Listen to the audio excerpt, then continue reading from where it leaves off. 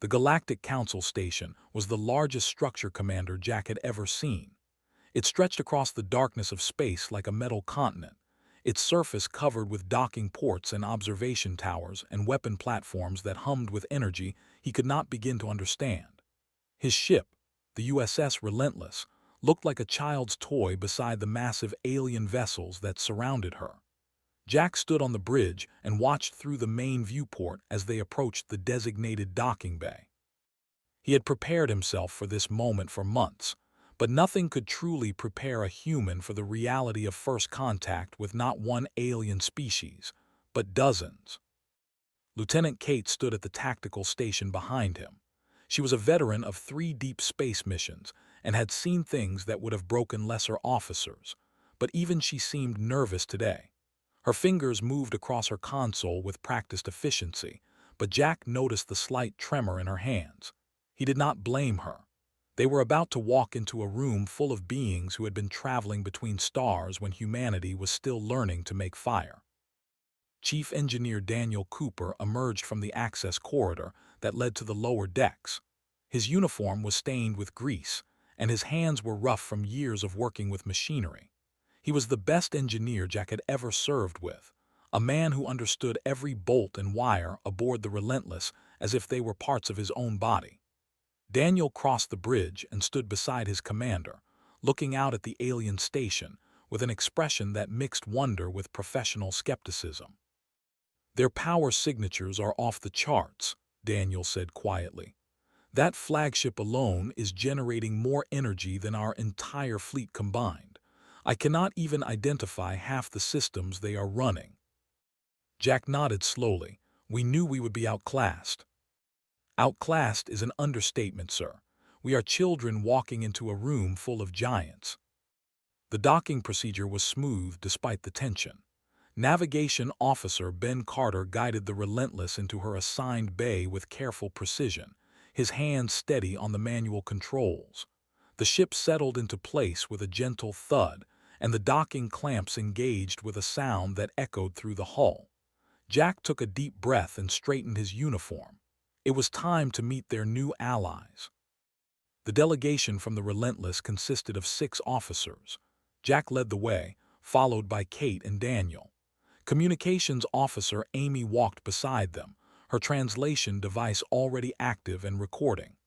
Doctor represented the medical division, and Security Chief Chris Dawson brought up the rear, his eyes constantly scanning for threats even in this supposedly friendly environment. The corridor that led from the docking bay to the council chamber was made of a material that seemed to shift colors as they walked. The walls pulsed with soft light that responded to their movement, and the floor adjusted its texture beneath their boots. Everything about this place was designed to remind visitors of the technological superiority of its builders. Jack kept his expression neutral, but he could feel the message being sent. Humanity was a newcomer here. Humanity was primitive. Humanity should be grateful for the invitation to join the Galactic Coalition. The council chamber was a vast circular room with rising tiers of seats arranged around a central platform.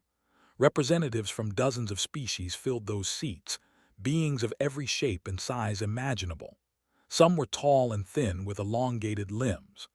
Others were massive creatures covered in armored plates or shimmering scales. A few seemed to have no solid form at all, existing as clouds of light or swirling patterns of energy. Jack led his delegation to the central platform and stopped.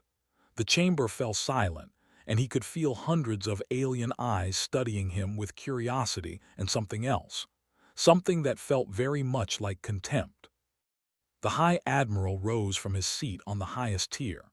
He was an impressive creature, standing nearly 8 feet tall with 4 muscular arms and skin covered in iridescent scales that caught the light. His eyes were large and multifaceted, and when he spoke, his voice carried the weight of absolute authority. "So this is humanity," Admiral said. The translation came through Amy's device with perfect clarity. "The young species that has only recently discovered faster-than-light travel, the species that petitioned for membership in our coalition." Jack inclined his head respectfully. "We are honored to be considered, Admiral. The people of Earth are eager to contribute to the defense of civilized space." Made a sound that the translator identified as laughter.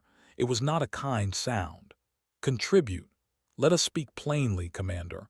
We have reviewed the specifications of your vessel. We have studied your technology, and we are curious why you believed you had anything to offer us."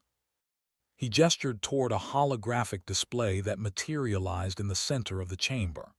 The image of the Relentless appeared, rotating slowly.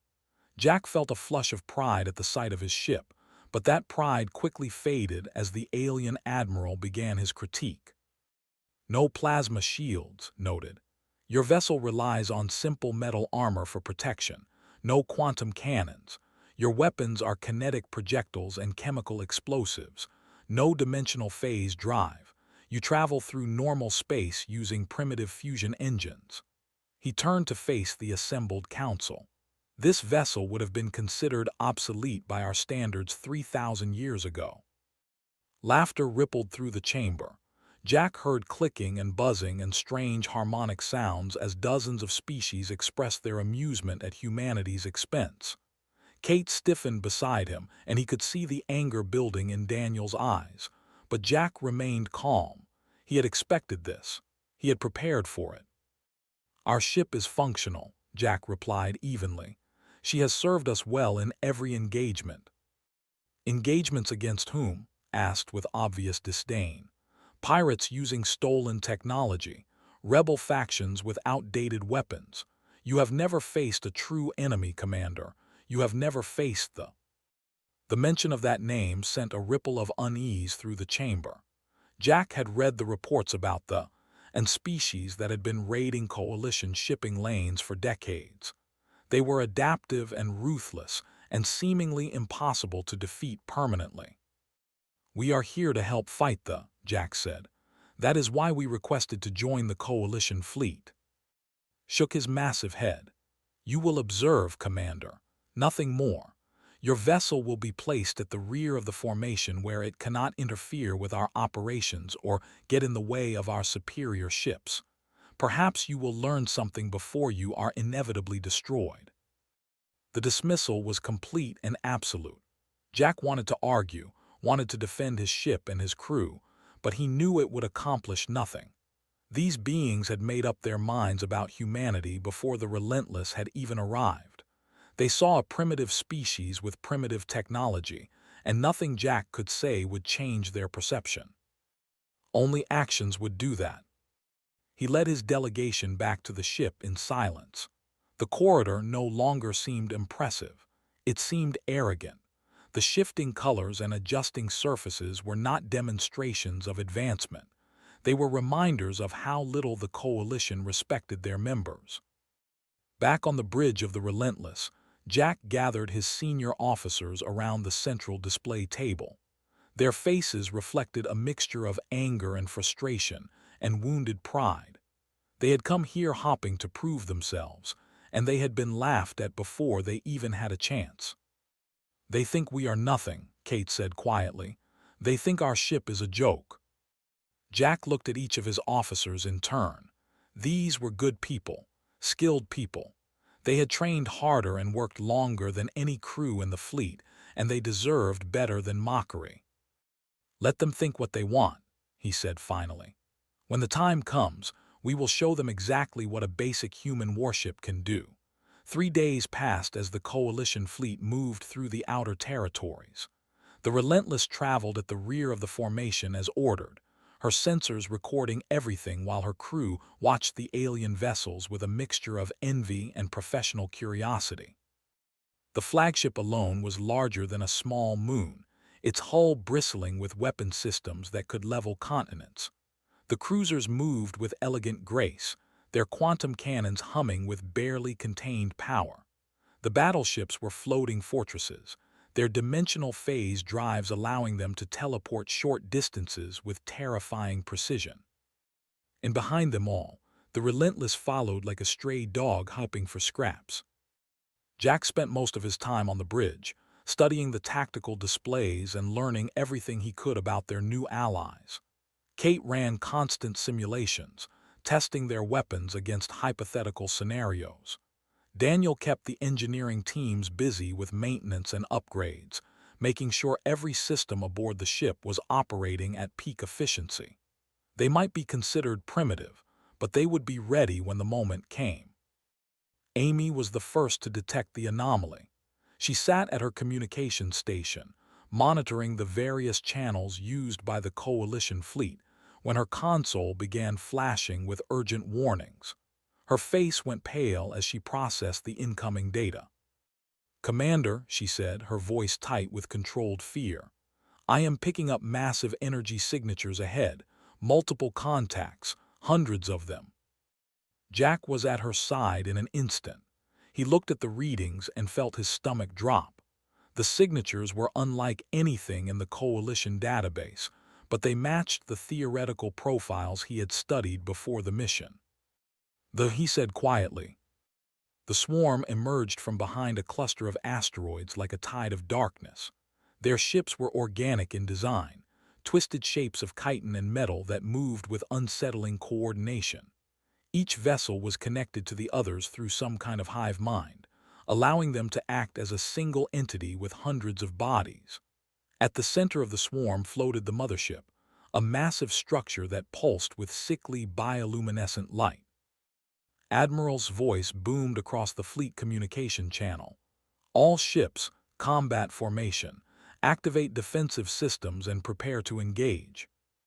The Coalition fleet responded with practiced precision. Plasma shields shimmered to life around the vessels, creating barriers of pure energy that should have been impenetrable. The cruisers powered up their quantum cannons, weapons capable of tearing holes in the fabric of space itself. The battleships activated their phase drives, ready to teleport into optimal firing positions. The Relentless had none of these things. She simply raised her kinetic barriers and loaded her with tungsten rounds. The battle began with devastating speed. The flagship fired first, unleashing a barrage of plasma torpedoes that screamed across the void toward the approaching swarm. The weapons struck their targets with blinding force, destroying a dozen fighters in the opening seconds of the engagement. But then something strange happened. The remaining fighters changed. Their hulls shifted and adapted, and the next volley of plasma torpedoes passed through them harmlessly. Jack watched in disbelief as the alien weapons simply failed to connect, their energy dissipating against targets that had somehow become immune. "They adapted," Kate said, her voice carrying a note of horror. They studied the plasma weapons and found a countermeasure in less than 30 seconds. The cruisers fired their quantum cannons, and for a moment the tide seemed to turn. Entire sections of the swarm were erased from existence, pulled into microscopic singularities that collapsed moments after forming. But they adapted again. Their ships began emitting some kind of interference field that disrupted the quantum effects, and the cannons that had been so devastating moments ago became worthless. The battleships tried to use their phase drives, attempting to teleport behind the enemy lines and attack from unexpected angles. But they were ready for this as well. They deployed dimensional anchors, devices that locked down local space and prevented any form of teleportation. 3 ships materialized inside asteroids, their crews killed instantly by a countermeasure no one had anticipated. Jack watched the tactical display with growing dread. The most advanced fleet in the galaxy was being systematically dismantled by an enemy that could adapt to any technology thrown against it. The flagship was taking heavy damage, its plasma shields flickering and failing. The cruisers were retreating, their primary weapons useless. They were in disarray, their greatest advantage turned against them. "Commander," Daniel reported from engineering, "the flagship just lost main power. They are sitting dead in space." Amy's console lit up with distress signals from across the fleet. Ships were dying, their crews screaming for help that could not come. The advanced technology that the Coalition had relied upon was being countered at every turn. Lieutenant Commander Brooks looked up from the weapons station, His face was calm, but Jack could see the tension in his shoulders. "Orders, sir." Jack studied the battlefield. The swarm was focused on the larger coalition vessels, tearing through their sophisticated defenses with ease. The Relentless was so far beneath their notice that they had not even bothered to target her yet. To them, she was irrelevant, a primitive vessel not worth the effort of destruction. That was their mistake. "Take us in," Jack said quietly. "All hands battle stations. We are going to show these bugs what a basic human warship can do." Ben Carter hesitated for just a moment. The order would take them into the heart of the swarm, surrounded by enemies on all sides. It was suicide by any reasonable calculation.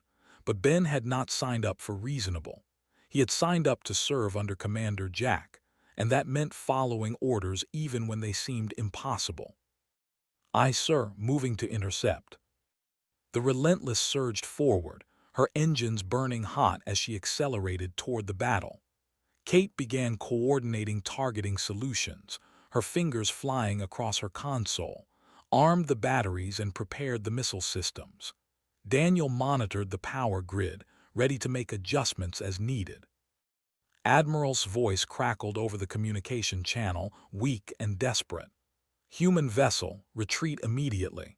You have no chance against your primitive ship will be torn apart. There is nothing you can do here." Jack reached over and closed the channel. He had heard enough from the Admiral. It was time to stop listening and start fighting. The Relentless dove into the swarm, and finally noticed her. Dozens of fighters broke away from the main attack, converging on this new target with predatory intent. Their adaptive sensors scanned the human vessel, searching for the technology they would need to counter. They found kinetic weapons, simple projectiles propelled by chemical reactions. Metal slugs accelerated to tremendous velocities by magnetic rails. Explosive warheads with mechanical guidance systems. They found nothing to adapt to. The first salvo tore through a fighter with devastating force. The tungsten round did not rely on energy fields or quantum effects or dimensional manipulation.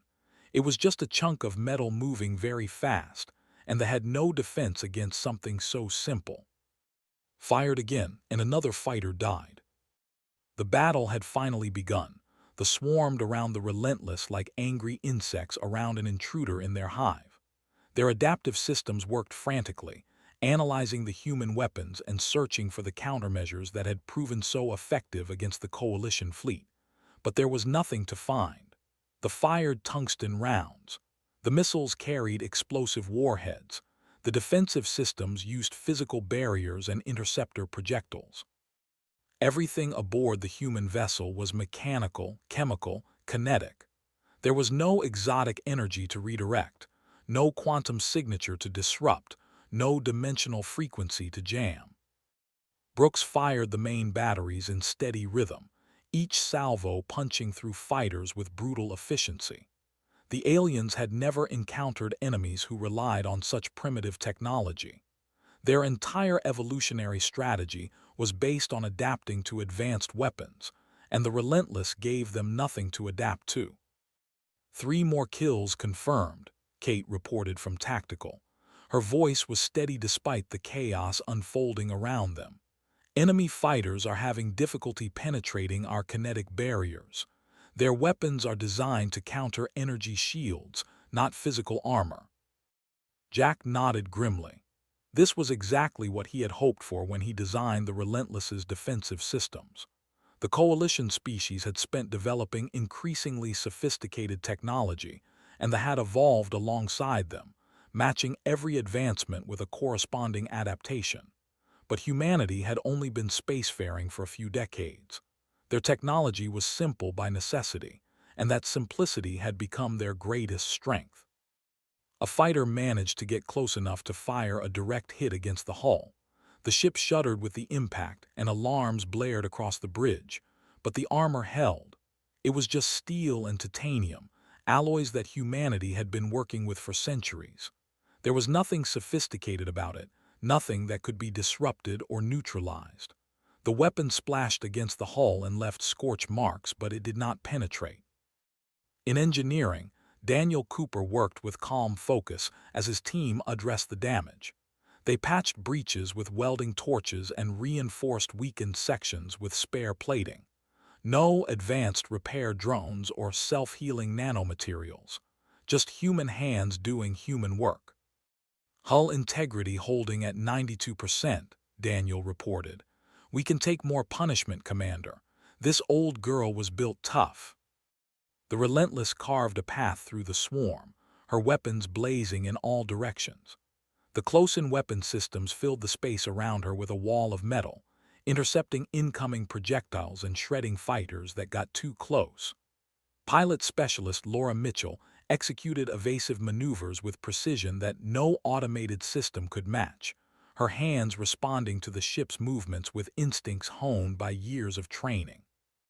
Mothership is turning toward us, Kate announced. They are redirecting weapons from the Coalition fleet. Jack felt a cold satisfaction at those words. The had finally recognized the Relentless as a threat. The primitive human vessel that should have been destroyed in the opening minutes of the battle was now drawing fire away from the crippled Coalition ships. Let them come, Jack said. Target the mothership. Give them something to think about. The main batteries rotated toward the massive vessel. These were not the light weapons used against fighters. These were capital ship killers, magnetic accelerators capable of launching projectiles at a significant fraction of the speed of light. Entered the targeting coordinates and checked his calculations twice before firing. The first round struck the mothership's forward section with enough force to crack its armored carapace. The vessel shuddered visibly, its bioluminescent glow flickering with what might have been pain. A second round followed, then a third, each impact driving deeper into the alien structure. The mothership returned fire with everything it had. Beams of corrosive energy lanced across space, weapons that had melted through Coalition shields in seconds. They struck the Relentless and began eating into her armor, but the damage was slow. The beams were designed to overwhelm energy barriers, not burn through solid metal. Armor erosion on decks 3 through 5. Kate reported. We are losing outer plating, but the inner hull is holding. Doctor moved through the medical bay with efficient grace, treating wounded crew members as they arrived. A plasma conduit had ruptured on deck 4, burning 3 engineers before they could escape. Stabilized them with techniques that would have seemed medieval to Coalition doctors, but they worked. Human medicine did not rely on regeneration fields or cellular reconstruction. It relied on skill and knowledge and the remarkable resilience of the human body. The battle continued for what felt like hours. The Relentless took hit after hit, her hull growing and battered, but she refused to die. Every time the thought they had found a weakness, the human crew adapted. They rerouted power through backup systems. They sealed off damaged compartments. They kept fighting with a determination that bordered on madness. Greg Turner, the tactical specialist, called out targets with mechanical precision. He had trained on simulators that used random number generators instead of predictable algorithms, making it impossible for any enemy to anticipate his firing patterns. They could not adapt to randomness. They could only counter specific technologies, and human unpredictability was not a technology. Enemy fighters are pulling back, Kate said suddenly. There was surprise in her voice. The swarm is breaking formation. Jack looked at the tactical display and saw that she was right. They were retreating, not just from the Relentless but from the entire battlefield. Their mothership was heavily damaged, its weapons systems failing, its adaptive capabilities overwhelmed by an enemy they could not understand. But the Coalition fleet was in ruins. The flagship drifted without power, its crew trapped aboard a vessel that could no longer defend itself. The cruisers had lost their quantum cannons and were limping away on emergency thrusters. The battleships had suffered catastrophic losses from their failed phase drive attempts. Commander, Amy said quietly, Admiral is hailing us, priority channel. Jack had waited for this moment since they first arrived at the council station. He had waited through the mockery and the dismissal and the condescension. He had waited while his ship was laughed at and his crew was treated like primitives. Now the Admiral was calling for help, and Jack found that he felt no satisfaction in it, only the grim determination to do what needed to be done. On screen, he said. His image appeared and the arrogant Admiral was gone. In his place was a desperate being, surrounded by the wreckage of his command, his subordinates dead or dying around him. The flagship's bridge was dark except for emergency lighting, and sparks flew from damaged consoles. Commander said, and his voice carried none of its former contempt. They are regrouping. They will return to finish what they started. Our weapons are useless. Our shields are down. We have no way to fight them. He paused, and Jack could see the effort it took for him to speak the next words. We need your help. Jack looked around the bridge of his battered ship. His crew was exhausted and wounded, their vessel damaged in a dozen places. They had every right to retreat, to save themselves and leave the coalition to its fate. These were the same beings who had mocked them, dismissed them, treated them as inferior in every way. But that was not what humanity did. Hold your position, Admiral, Jack said. We are coming to you. He closed the channel and turned to his crew. They looked back at him with eyes that understood exactly what he was asking of them. More fighting, more damage, more risk, and they were ready for all of it. You heard the man, Jack said. Let us go save our new friends. Relentless moved through the debris field with grim purpose, her battered hull passing the wreckage of coalition ships that had been the pride of a dozen species. Bodies floated in the vacuum, alien forms frozen in their final moments of terror. Jack forced himself to look at them, to remember why they were fighting. These beings had mocked humanity, but they had not deserved to die like this. Approaching the flagship, Ben Carter reported from navigation. Enemy swarm is reforming approximately 50,000 kilometers to starboard. They will be in attack range in approximately 12 minutes. 12 minutes. That was all the time they had to prepare for the second wave. Jack opened a channel to the surviving coalition ships. All vessels, this is commander of the USS Relentless. I am assuming tactical coordination for this engagement. Transmit your current status and weapons availability. There was a moment of silence on the channel. Jack understood. He was a human, commander of a ship they had called obsolete just days ago. He had no authority to give orders to species that had been fighting wars when humanity was still living in caves. But desperate times demanded desperate measures, and the coalition had no other options. Admiral's voice came through first. This is the flagship. Our plasma weapons are offline. Shields are down. We have minimal maneuvering capability. We are effectively defenseless.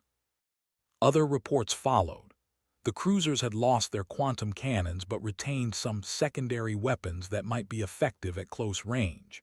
The battleships had disabled their phase drives after the earlier catastrophe, but their conventional weapons still functioned.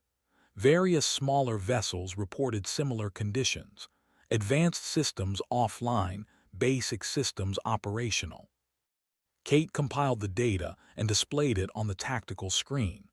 We have approximately 30% of the fleet still combat-capable, Commander. Most of that is secondary and tertiary weapons that they have not yet adapted to. Because they did not consider them worth adapting to, Daniel added from engineering. The coalition relied on their advanced systems so heavily that they neglected the basics. They learned to counter the sophisticated weapons and ignored everything else. Jack studied the display with growing understanding.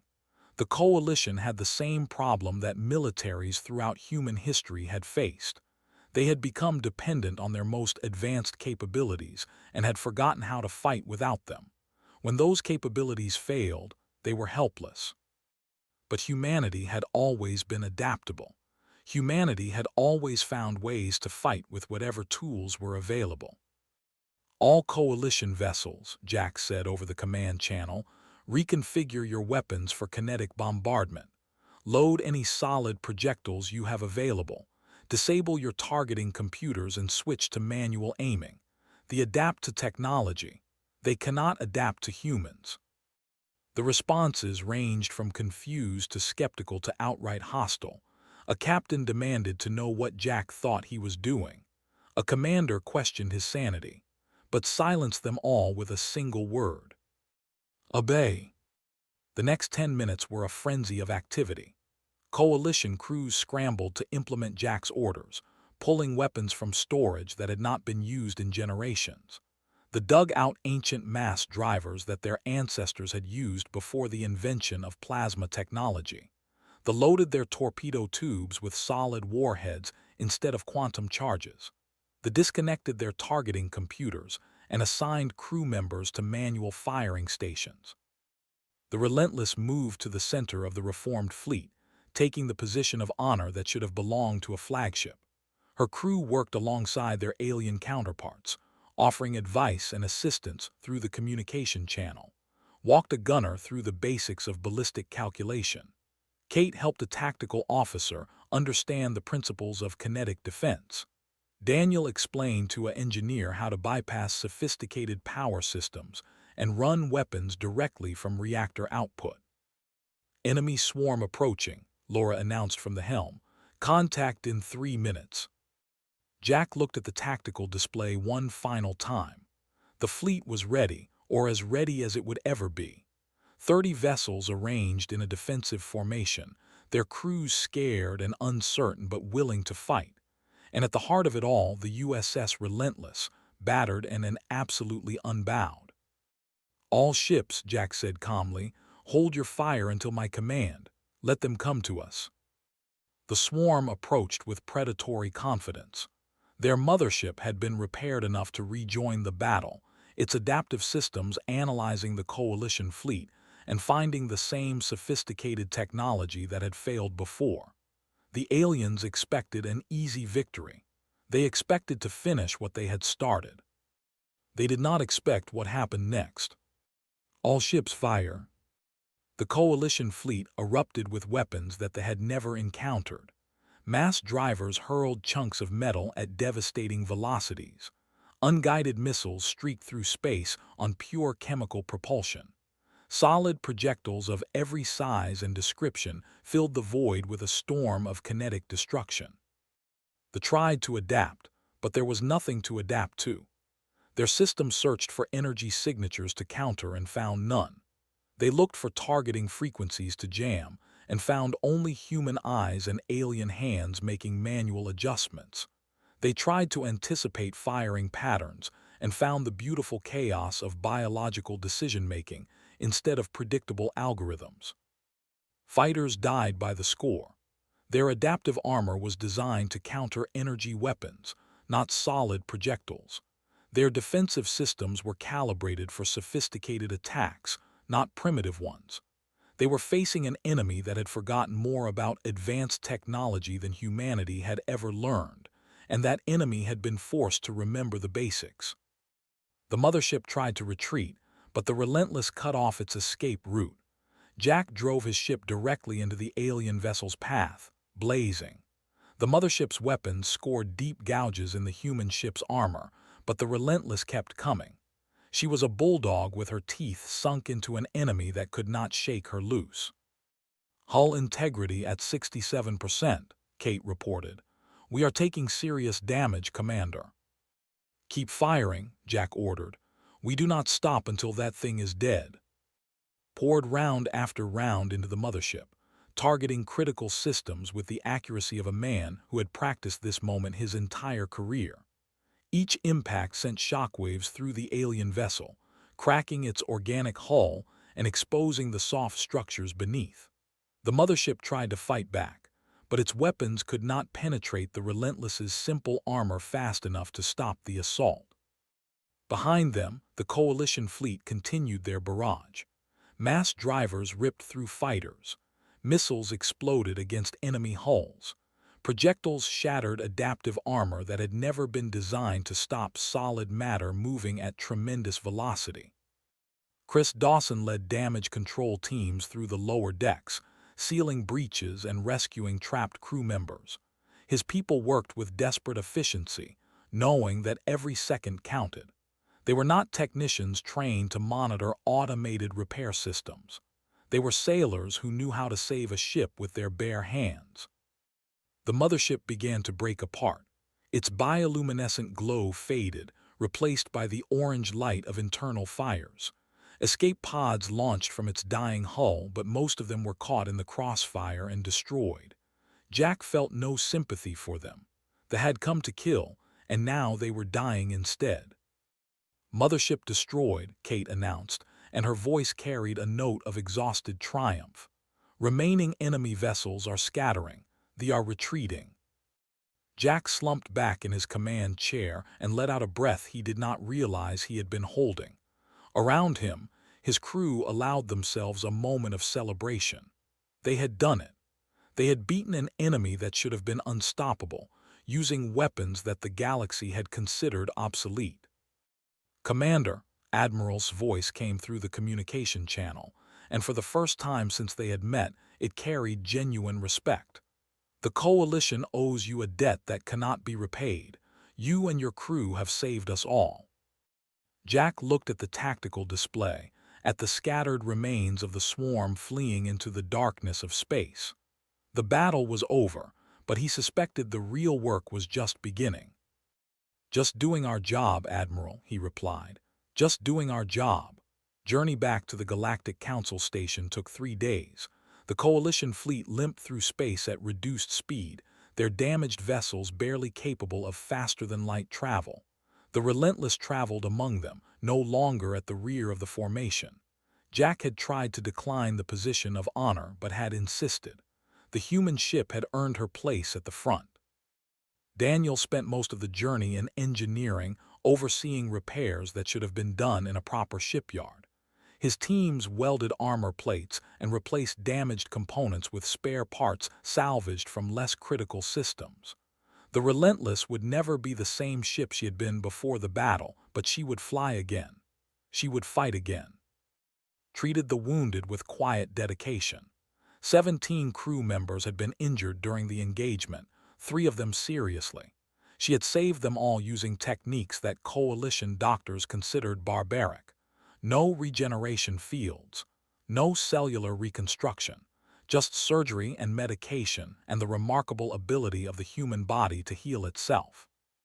Kate compiled a detailed report of the battle, documenting every engagement and every tactical decision.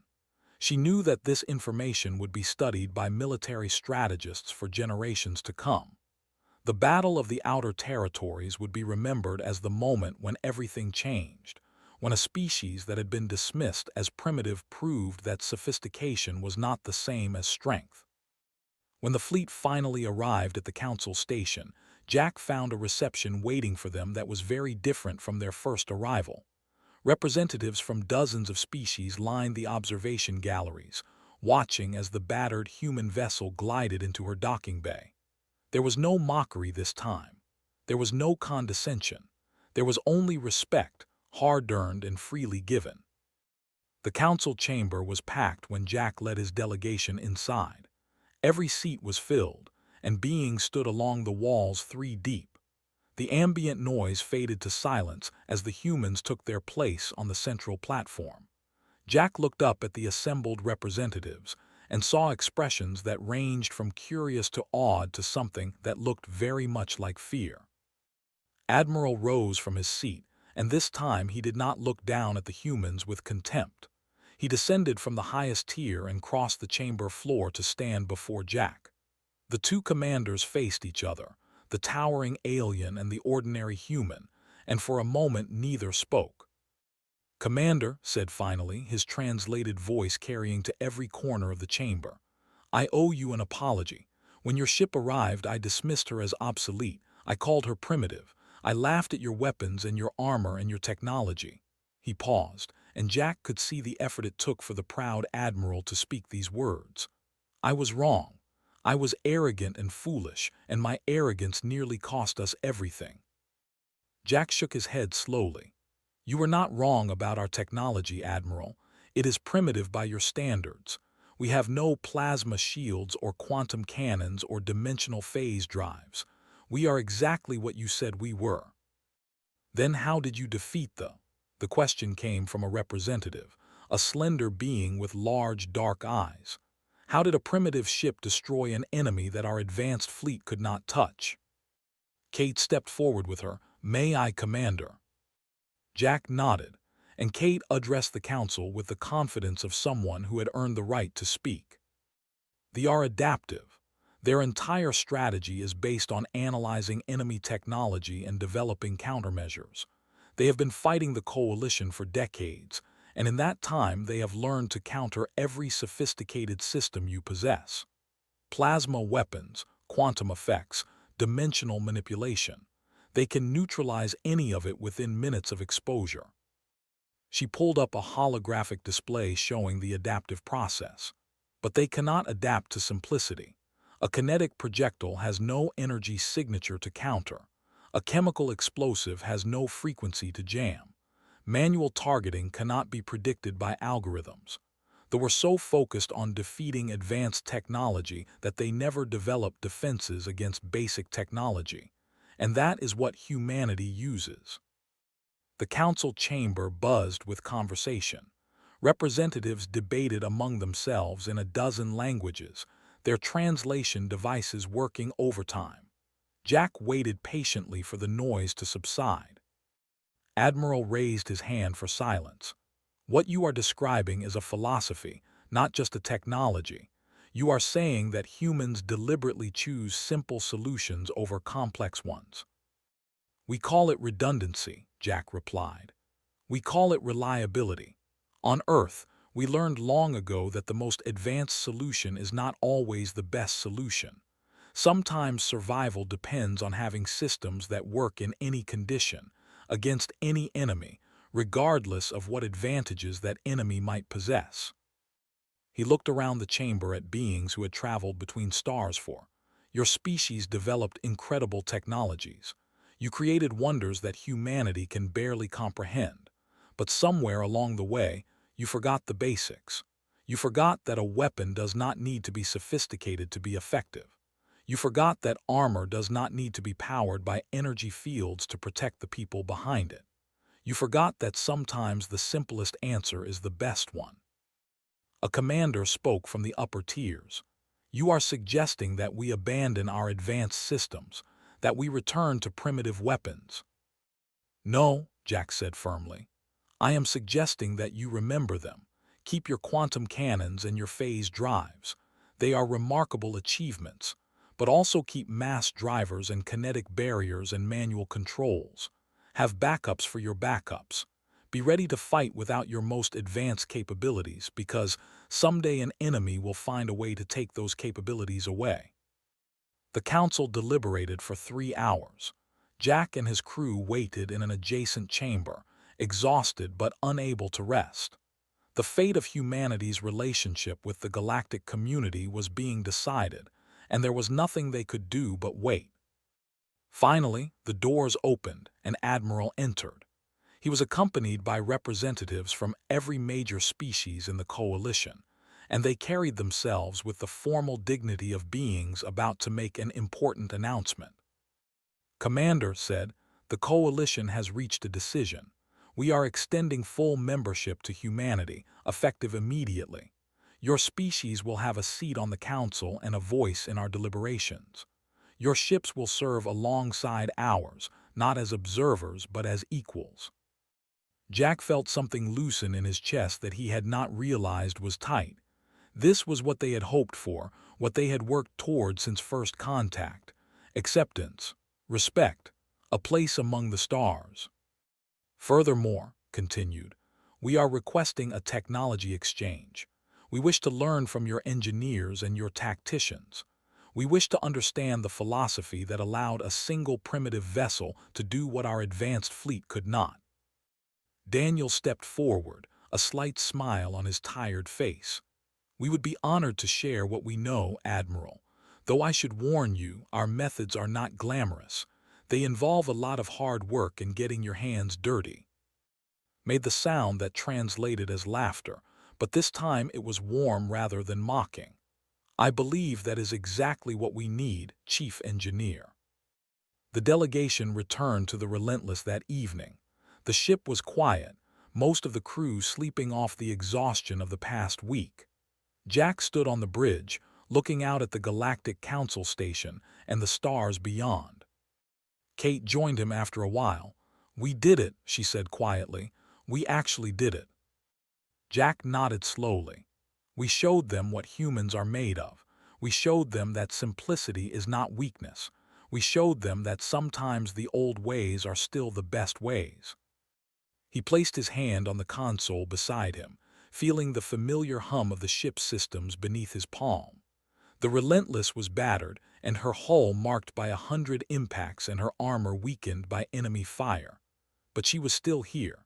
She had carried her crew through an impossible battle and brought them home alive. "What happens now?" Kate asked. Jack smiled slightly. "Now we go home. We tell Earth what we accomplished out here. We train the next generation of officers to remember the lessons we learned. And we build more ships like this one. Ships that are simple and reliable and tough enough to survive anything the universe throws at them." He looked out at the stars, the vast darkness filled with wonders and dangers beyond imagination. Humanity had taken its first steps into a larger world, and they had proven themselves worthy of their place in it. The galaxy would never underestimate them again. "Welcome to the future," Jack said quietly. "Humanity has arrived.